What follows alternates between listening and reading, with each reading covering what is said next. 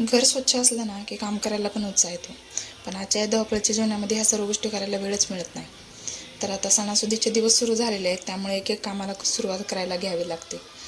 म्हणून मग आज फ्रीज क्लीन करायला घेतला मी, कारण फ्रीज खूप दिवस झाले, 2 महिने झाले मी काही स्वच्छ केला नव्हता. म्हणून आज फ्रीज क्लीन करायला घेतला होता. आणि जेव्हापासून मी व्हिडिओ बनवायला सुरू केलेले आहेत तेव्हापासून काय माहिती खूप लोकांच्या पोटात दुखायला लागलेलं आहे. काय माहिती विनाकारण नावं ठेवतात, हसतात.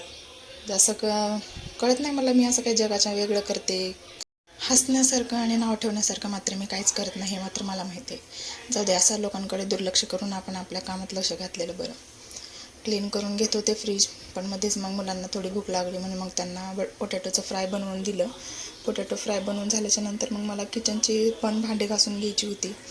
आणि फ्रीजची भांडी मला काही ती बेसिनमध्ये घासता आली नसती, म्हणून मग ती सगळी भांडी मी बाथरूममध्येच घासून घेतली.